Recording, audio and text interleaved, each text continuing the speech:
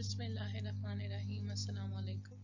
अच्छा, अब ये पार्ट 2 है जी ट्रांसफॉर्म का। हमने पहले देखा है कि कैसे उससे कैलकुलेट किस तरह से करते हैं। अब हम ये देखने लगे कि उनकी प्रॉपर्टीज़ जो हैं वो क्या है, ताकि ये भी फिर फर्दर क्वेश्चन सॉल्व करने में हमें हेल्प कर रही होंगी। हम क्विकली रिप्लेस करेंगे फार्मूलाज और हमें जवाब आ जाएगा।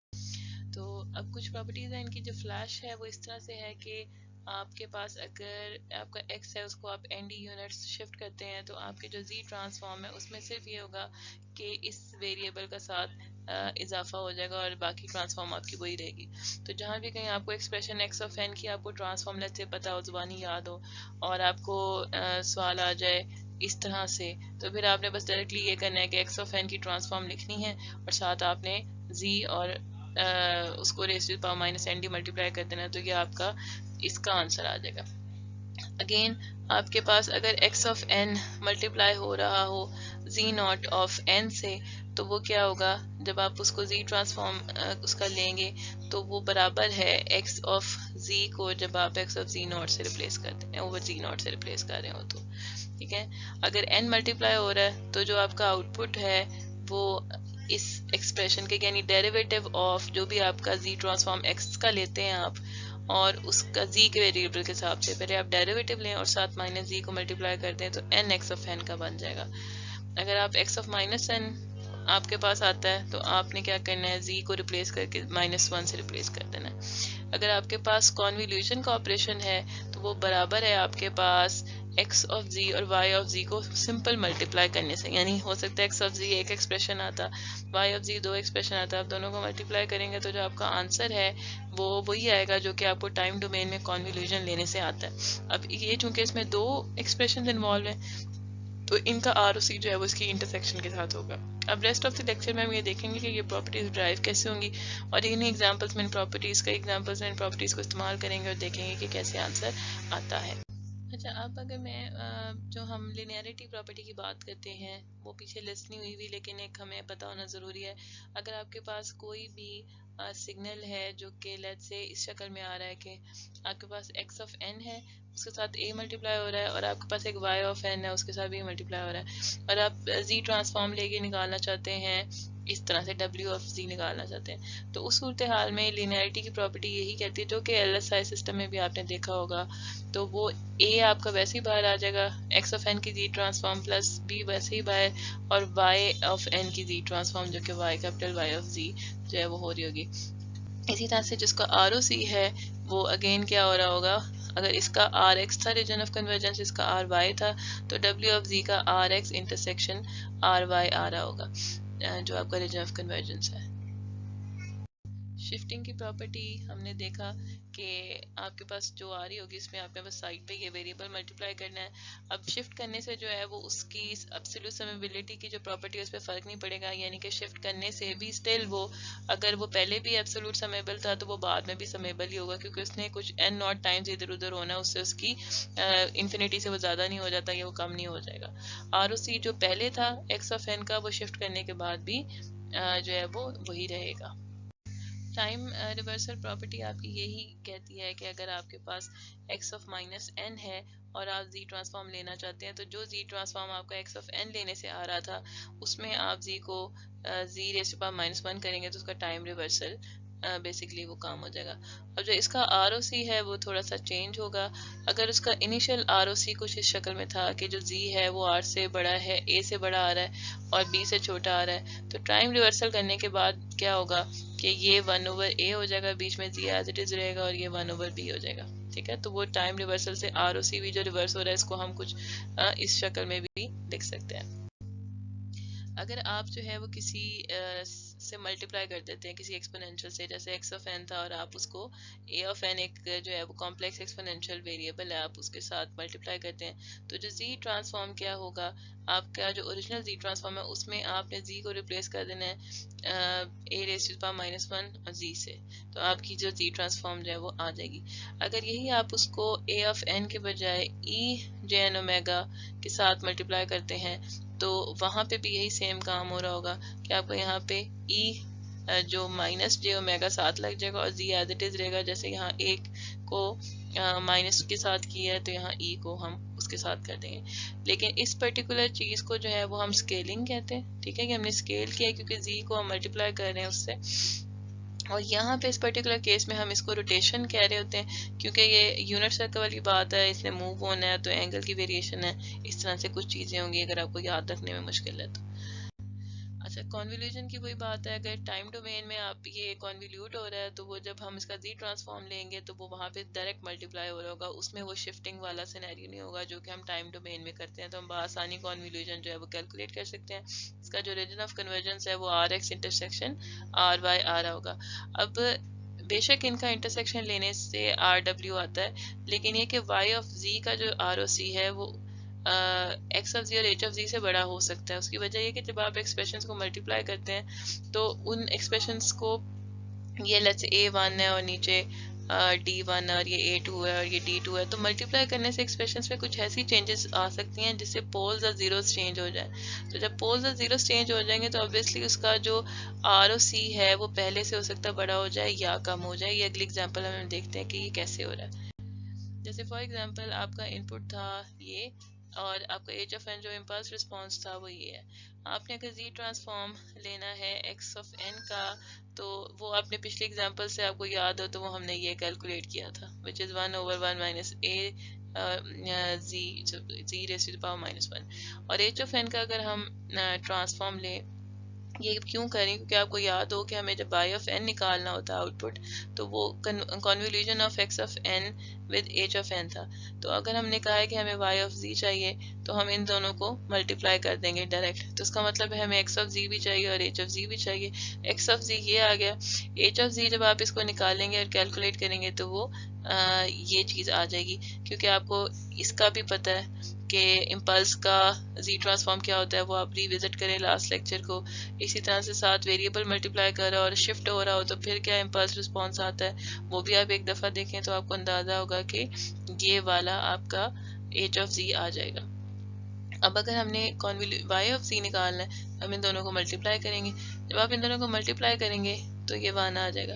अब जो ये बता रहा है कि इसका जो रीजन ऑफ जो कन्वर्जेंस है वो एंटायर जी प्लेन है, ठीक है। हालांकि इसका रीजन ऑफ कन्वर्जेंस कुछ और था, इसका ROC कुछ और था।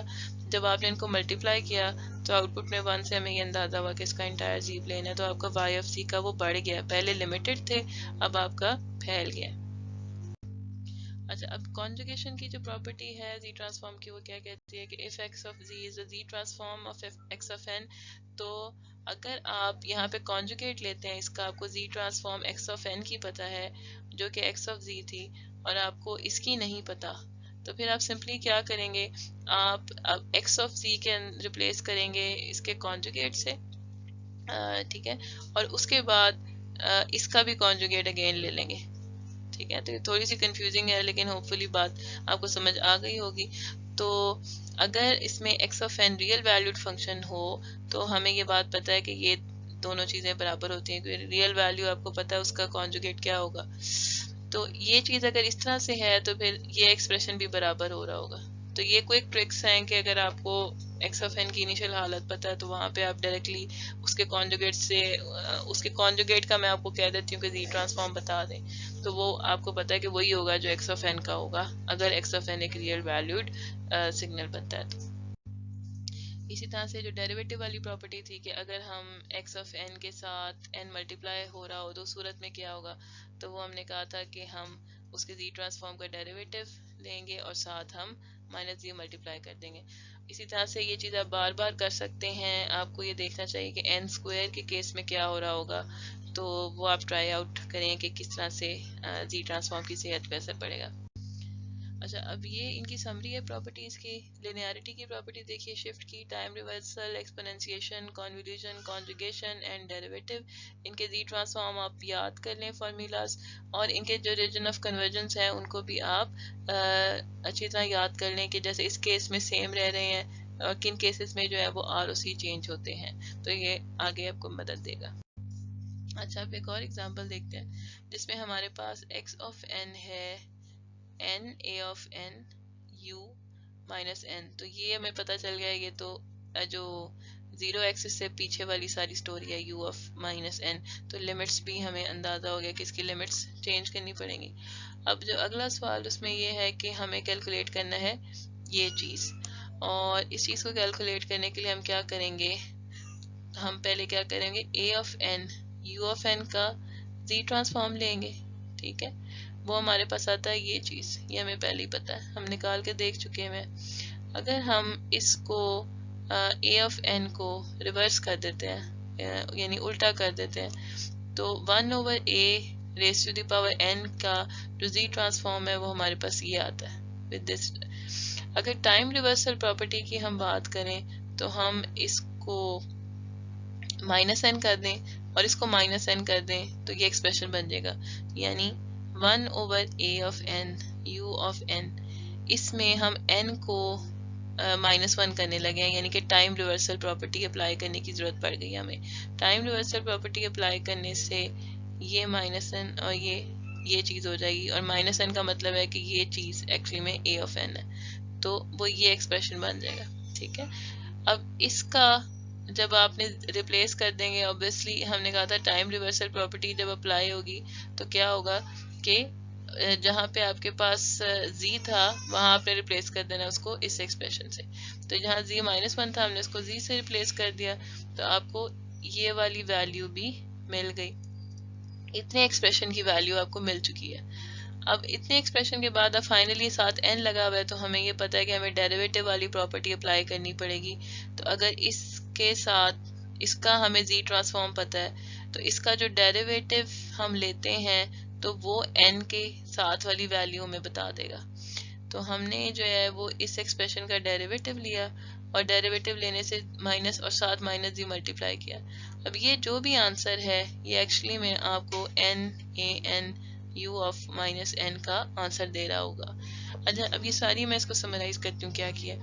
आपको कोई तरीका नहीं पता था कि n और u माइनस n को किस तरह से कैलकुलेट करना, हमारे पास कोई ऑप्शन नहीं है। लेकिन हमें ये पता है कि हम थोड़ी सी हमें जो बेसिक हमें निकालनी आती हैं वो बेसिक निकाल के उन पे कुछ प्रॉपर्टीज लगा के क्या हम इस एक्सप्रेशन की जी ट्रांसफॉर्म तो नहीं निकाल सकते। तो हमने पहले a of n u of n की निकाली, वो हमें पहले से पता थी। फिर हमने इसको उल्टा करके फिर निकाली ताकि हमें u ऑफ माइनस n मिल सके, और फिर u ऑफ माइनस n मिलने के बाद फिर हमने डेरिवेटिव की प्रॉपर्टी निकाल के हमने फाइनल आंसर कैलकुलेट कर लिया। तो अगर यानी आपके हाथ सेट हो जाए तो फिर आप बड़ी क्विकली भी इसको कर सकते हैं। अच्छा, अब डिले प्रॉपर्टी को हम थोड़ा सा एक्सप्लोर करते हैं कि डिले प्रॉपर्टी जी ट्रांसफॉर्म की कैसे काम करती है। हमने जी ट्रांसफॉर्म यू ऑफ एन का तो लेके देख लिया था।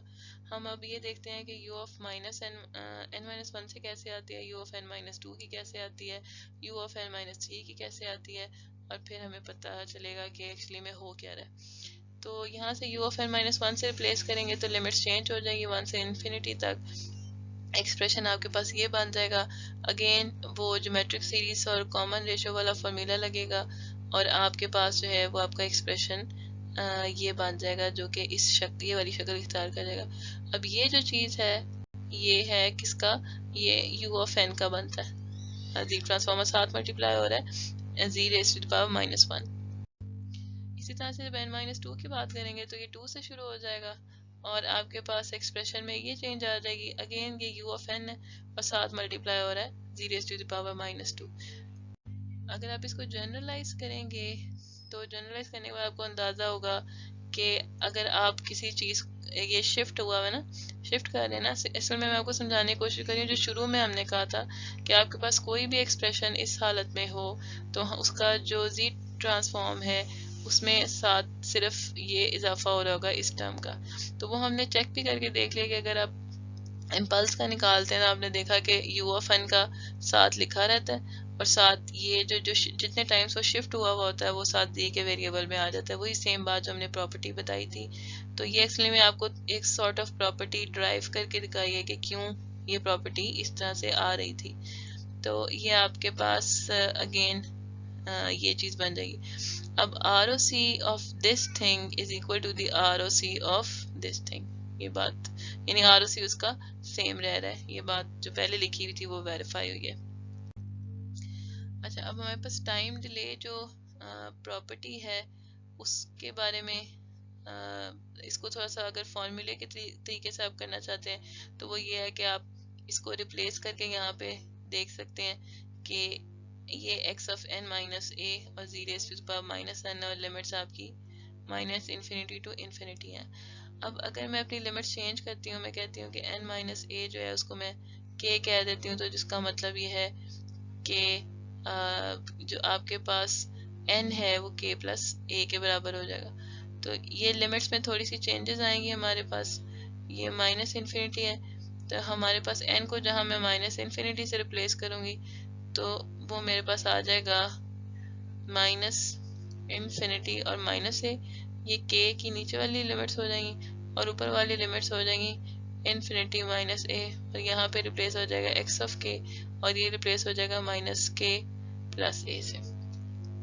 अब जब ये चीज़ हो जाएगी जो z raise to the power minus k dot z raise to the power a, इस एक्सप्रेशन को आप देखें तो ये हो जाएगा।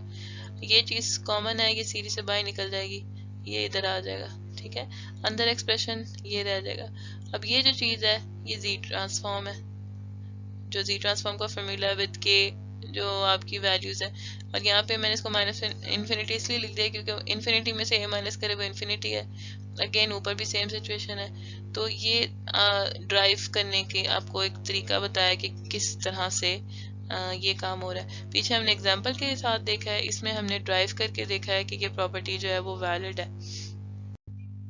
अब लिनियरिटी की प्रॉपर्टी को भी क्विकली देख लेते हैं। यहाँ तक तो सेम एक्सप्रेशन है, x of n, x1 of z, x2 of n, x2 of z।